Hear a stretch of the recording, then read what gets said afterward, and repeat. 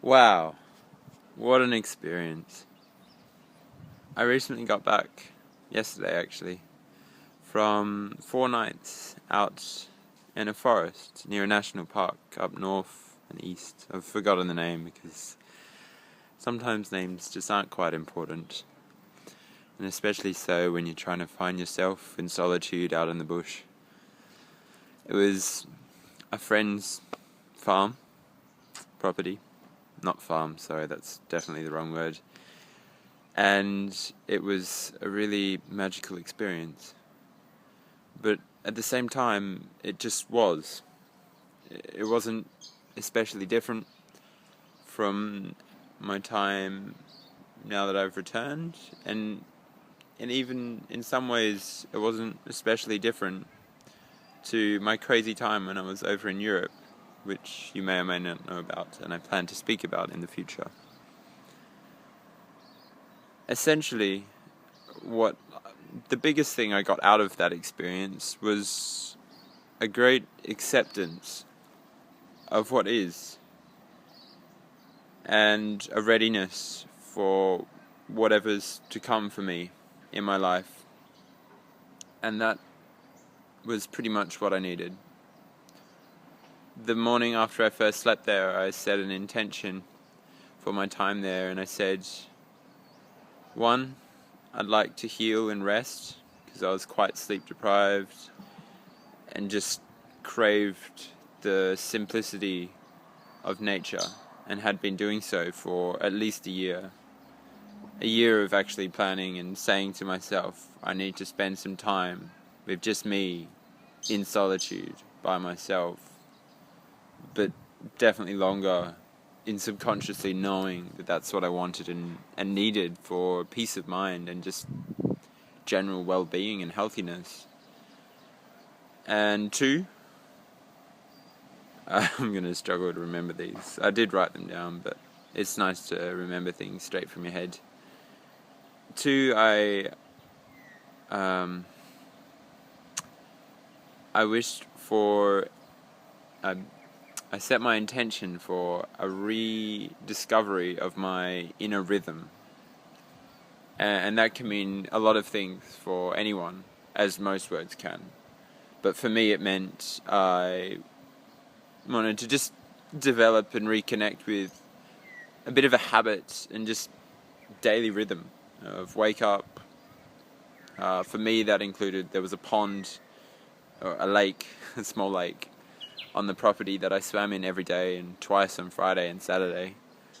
So it included in waking up.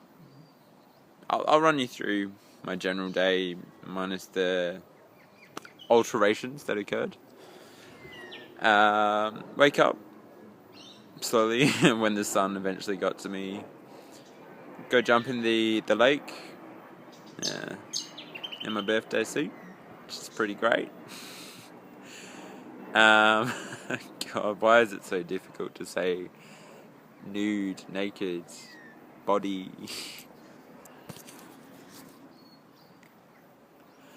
That's for another time. So yeah, jumped in the lake, and then I drink a tonic of apple cider vinegar and lemon juice in water. Have a bit of breakfast, some nuts and cereal substance that I brought, and on the first 2 mornings, peanut butter and banana sandwiches.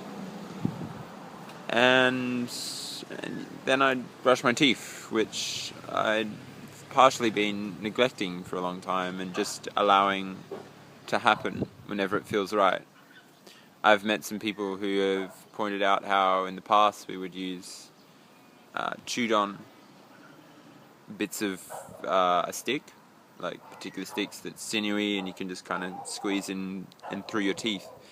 And people who use sand, literally, I've watched someone just grab some sand from the ocean and brush his teeth.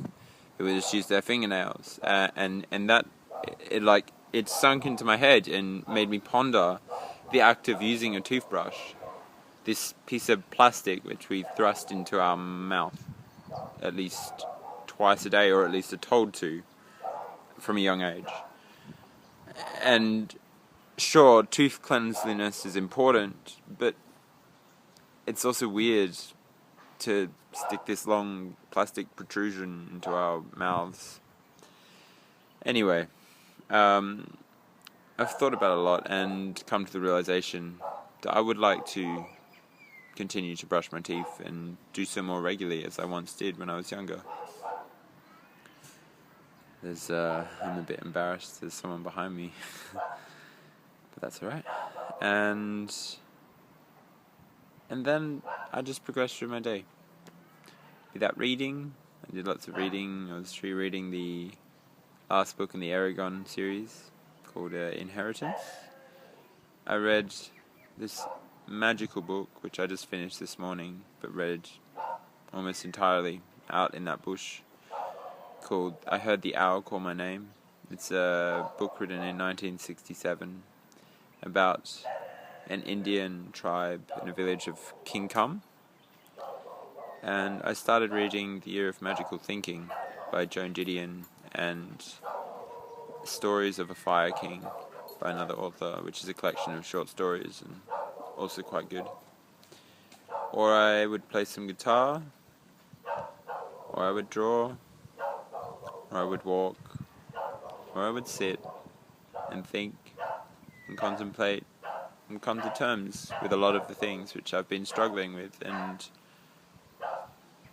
come to readiness for this next phase of my life, which is actually the third intention I set on the first day. I said I would like to be prepared. I'd like to prepare for this next phase, journey, and path of my life. I use 3 words because I don't think one's enough to encompass all that occurs within a section of your life. Or even 3 words, but 3 is enough to incorporate enough of what it means to journey through a part of your life. Anyway, I'm getting caught up with words, which is one of the things I'd like to discuss towards the end of this video. And the last intention I set was to reconnect with my dreamscape.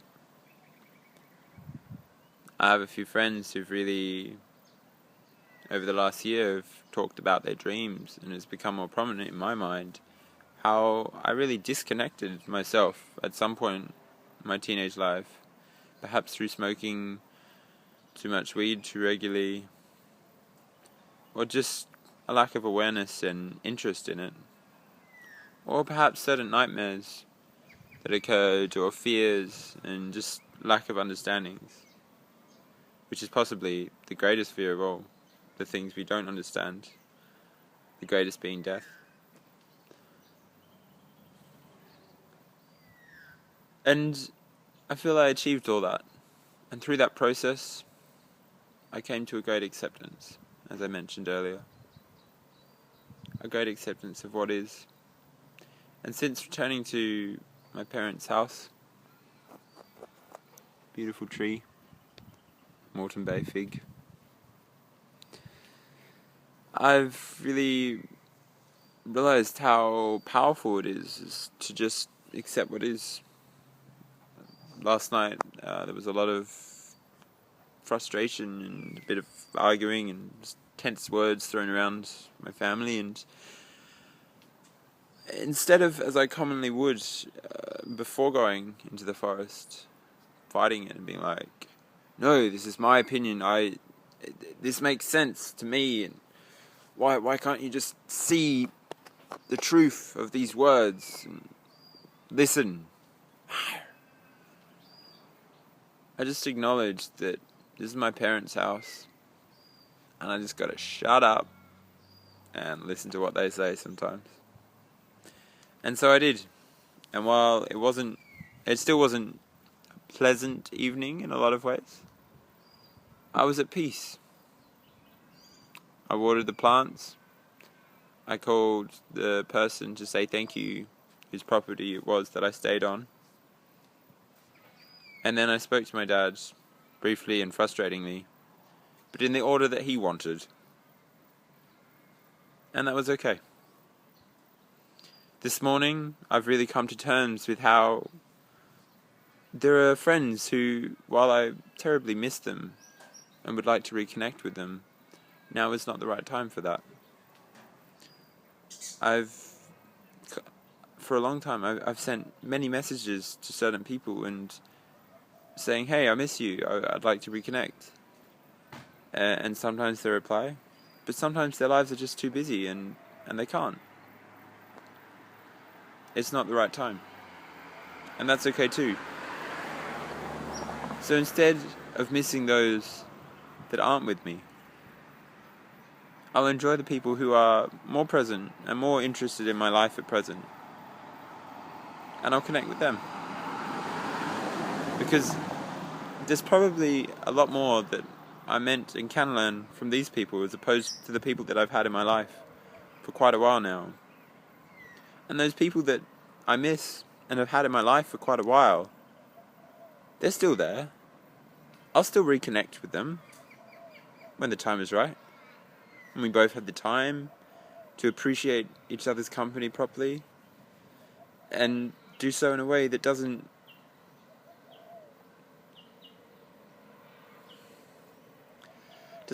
take from what we are and revert us to what we were.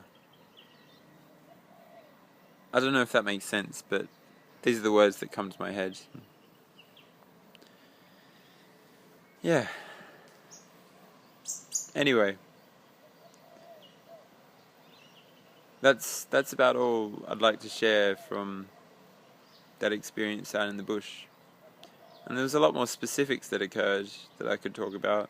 Some of the pieces of writing I wrote, and could show you the drawing I did. Could talk about the music I played, the creatures I saw. But it doesn't feel relevant to me to share that with the whole world, potentially. I just want to mention it and maybe stimulate the ideas in your head of the possibility of doing something like this in your own place, in your own expression and understanding, and come to your own conclusion. I'd lastly like to talk about words and recordings in general. I've thought a lot about this recently and realized just how many different mediums there are to express and record yourself. Music, sound, dance, movement in general, photos, videos as I'm doing now, writing.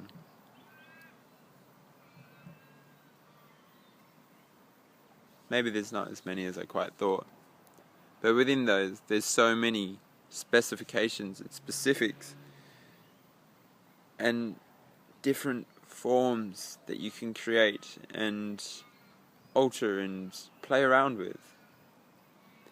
And that's an absolutely beautiful thing. But it's pretty overwhelming sometimes. Just before I went away, I started writing a piece for my blog entry. And I'd written a good 1,500, 2,000 something words. Who knows how many. And I went to change the music I was listening to, and I accidentally closed the tab which I was writing my blog piece on. All the words were gone. That was okay though. Made a post on Facebook after around it, added a few extra things, and still got to release to a lot of people potentially a piece of writing which I was proud of and thought might benefit others. Yet I still experienced the process of writing that big long ramble of words that flowed out of me. It was for me. That experience was for me. And that's okay too. In this day and age, we have such an obsession with sharing our experience with the whole world, or the world as we know it. The world of our friends, and larger circle of friends of people on Facebook or other social media sites who follow us. But why would you want to follow someone so obsessively, so devotedly, when you can follow yourself? Find the truth of your own being, who you want to be, what you want to do, and just do it. It'll take a while, it'll be a lot of hard work, but you'll get to do what you want to do. And you'll be liberated by that experience, that process, the understanding you come to, whatever that may be. We're all so unique. It's about time that we started to actually acknowledge that and take action upon it. And sure, there's so many different pockets that we fall into. Those who skate, those who play music, those who dance, those who do maths, those who study, those who run, those who can do backflips. But it's all too easy to say, I can't do that. I'm not interested. Alright, fair enough. What are you interested in? What can you do? And if you don't know, start looking. The whole crazy, big, ridiculously jumbled and interesting, expressive world out there. Go find it. Go find that part that you're really interested in and would like to learn about. Learn how to do as they do, to some extent, with your own personal spin on that expression. And enjoy every moment of that journey.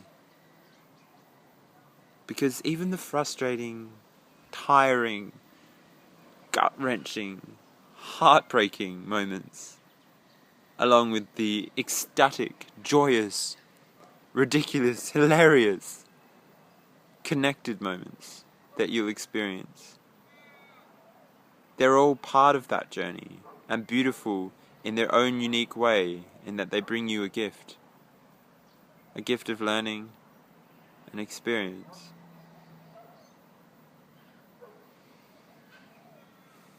I've come to the realization that I'm fighting to write obsessively about the intricacies and exact happenings of my life,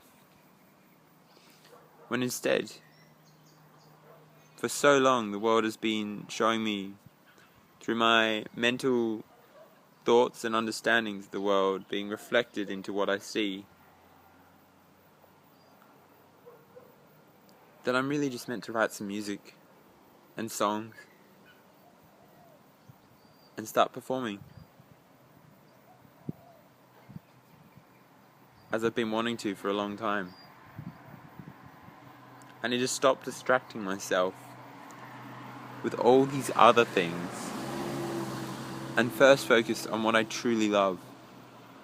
Music. Sound.